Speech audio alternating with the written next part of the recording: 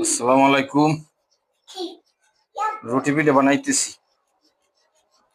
এই বরিশালের বিখ্যাত, বরিশালের প্রিয় একটা খাবার রুটি পিঠা। আসলে এখনকার সময় মানুষ বানাইতে চায় না, কারণ রুটি পিঠা খুব কষ্ট লাগে বানাইতে।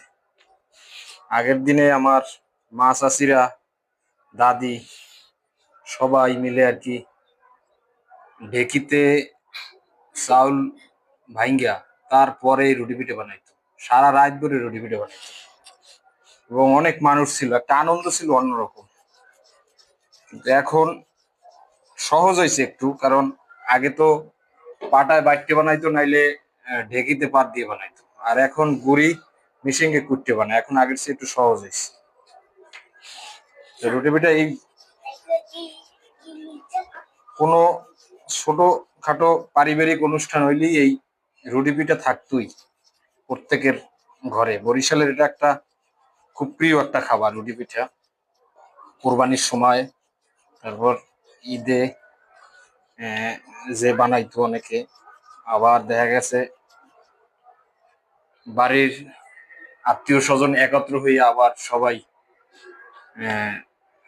কোনো ছোটখাটো অনুষ্ঠানে রুটি পিঠে বানাইতো আগের দিন। খুবই একটা আনন্দ থাকতো আর কি। সেই আনন্দ আর কি এখন নাই। পারিবারিক যে একটা বন্ধন ছিল, যে সবাই মিলে একটা কিছু খাইতো, একটা জিনিস তৈরি করতো, এখন আসলে সেই বন্ডিংটাও নাই। আর সেই রকম মানুষের সুযোগ সুবিধাও নাই। সবাই যার যার কর্ম এবং যার যার ফ্যামিলি নিয়ে ব্যস্ত সবাই। গ্রামে একটা সেই অন্যরকম একটা অনুভূতি ছিল। আসলে সেই যে একটা কষ্টের ভিতরেও যে একটা শান্তি ছিল, সেই শান্তিটা আর এখন নাই আসলে। এটা কোটি কোটি টাকা দিয়ে ওই রকম শান্তি আর মিলে না। যাই হোক, রুডু পিঠা বানাইতেছি, আপনাদের সবার দাওয়াত। আসলে কাজ